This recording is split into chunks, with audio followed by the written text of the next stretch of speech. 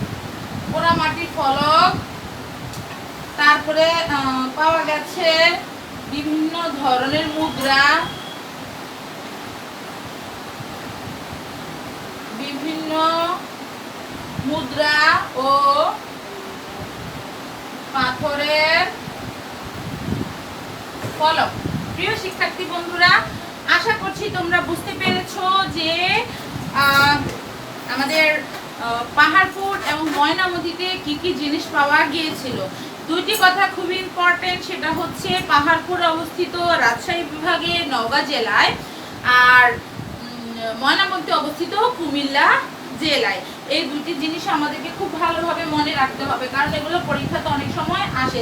তোমরা কি জানো ময়নামতিতে কিন্তু আরো অনেক জিনিস আছে, যেমন আনন্দ রাজার বাড়ি আছে, শালবন বিহার আছে। শালবন বিহারটি বিশাল একটা জায়গায় জুড়ে আছে, তোমরা হয়তো বাংলা বইতে পাবে। আমি যখন এইচএসে পড়ি, মানে ইন্টারে পড়ি, তখন আমরা সামাজিক বিজ্ঞানে আমার মনে আছে যে পড়েছিলাম ময়নামতি সম্পর্কে, পাহাড়পুর সম্পর্কে পড়েছিলাম, এবং আমার খুব পছন্দের একটা অধ্যায় ছিল এই অধ্যায়টি। আমার খুব ভালো লাগতো আসলে এসব ইতিহাস সম্পর্কে পড়তে। আমার সেই সময় মনে ছিল, দেখো তোমাদের বইতে নেই, শালবন বিহার এবং আনন্দ রাজার বাড়ি, এই দুটো জিনিস কিন্তু এই ময়নামতিতে ছিল। ঠিক আছে, রাজা মানিকচন্দ্র তো। আচ্ছা প্রিয় শিক্ষার্থী বন্ধুরা, চলো এইবার আমরা কিছু শূন্যস্থান পূরণ করার চেষ্টা করি। যেহেতু এটা খুব একটা গুরুত্বপূর্ণ একটা অধ্যায়, এখান থেকে বিভিন্ন শূন্যস্থান আমাদের পরীক্ষায় আসে। তোমরা কি আমার সাথে আছো এখনো? হ্যাঁ, আচ্ছা। চট্টগ্রাম জেলার কুমিল্লা জেলা না, অপূর্ব, চট্টগ্রাম জেলা না বাবা, চট্টগ্রাম বিভাগ। ঠিক আছে, চট্টগ্রাম বিভাগ। আচ্ছা, বাংলাদেশের দক্ষিণ পূর্বাঞ্চলে মূল লিখেছে, দক্ষিণ পূর্বাঞ্চলে ময়নামতি অবস্থিত। হ্যাঁ, দক্ষিণ পূর্বাঞ্চলে ময়নামতি অবস্থিত। প্রিয় শিক্ষার্থী বন্ধুরা, আমরা কিছু শূন্যস্থান পূরণ করার চেষ্টা করছি। ঝাপসা হয়ে গেছে আবার আমার ক্লাসটা, তাই না? আচ্ছা, এবার কি ঠিক আছে? আমি একটু কাছে নিয়ে যাই যেন তোমাদের দেখতে সুবিধা হয়। তোমরা দেখতে না পারলে আমাকে জানাবে, ঠিক আছে? কমেন্টস করে জানাবে যে মিস দেখতে পাচ্ছি না বা কিছু, কোনো সমস্যা হলে জানাবে।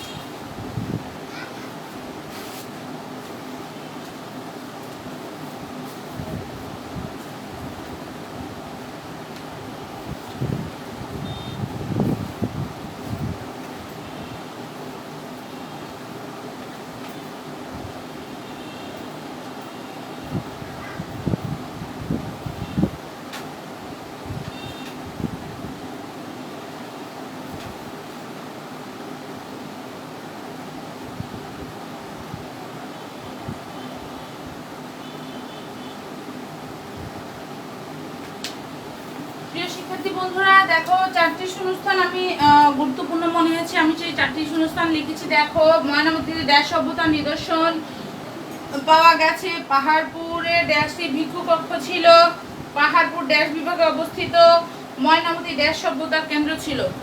হ্যাঁ, আমি জানি তোমরা এগুলো উত্তর দেওয়ার চেষ্টা করছো এবং উত্তর দিতে পারবে, ইনশাল্লাহ উত্তর দেওয়ার চেষ্টা করছে এবং উত্তর দিতে পারবে, আমি আশা করছি প্রিয় শিক্ষার্থী বন্ধুরা।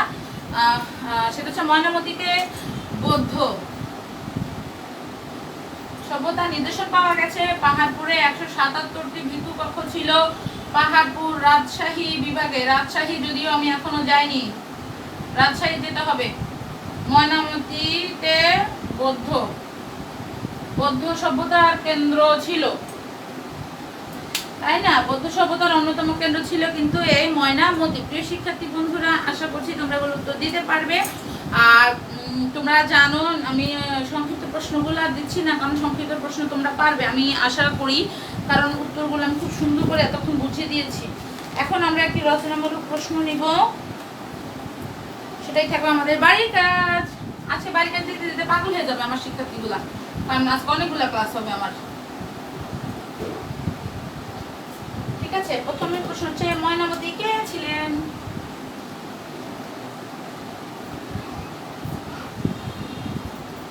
ময়নামতি কে ছিল বলো তো? এরপরে আমার ক্লাস শেষ হয়ে যাবে। ময়নামতিকে বৌদ্ধ সভ্যতার কেন্দ্র বলা হয় কেন? ময়নামতিকে বৌদ্ধ সভ্যতার কেন্দ্র বলা হয় কেন? তারপরে হচ্ছে ময়নামতির চারটি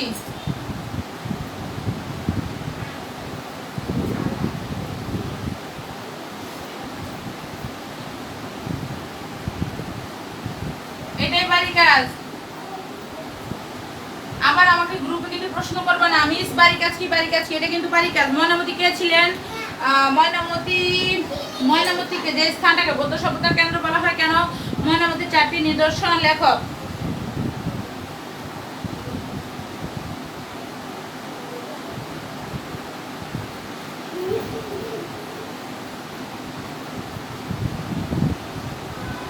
হ্যাঁ, এখানে বৌদ্ধ সভ্যতার কেন্দ্র বলা হয় কেন আমি কিন্তু বলে দিয়েছিলাম, বৌদ্ধ সভ্যতার অনেক অনেক নিদর্শন এই স্থানে পাওয়া গিয়েছিল, যার কারণে এটাকে বৌদ্ধ সভ্যতার কি বলা হয়? কেন্দ্র বলা হয়। প্রিয় শিক্ষার্থী বন্ধুরা, আশা করছি তোমরা বুঝতে পেরেছো, ক্লাসটি তোমাদের ভালো লেগেছে। যদি ভালো লেগে থাকে তা অবশ্যই কমেন্টসে জানাবে এবং আমার সাথেই থাকবে, আমার পরবর্তী ক্লাসগুলোতেও আমার সাথে থাকবে আশা করছি। সবাই সেই পর্যন্ত ভালো থেকো, সুস্থ থেকো, আল্লাহ হাফেজ।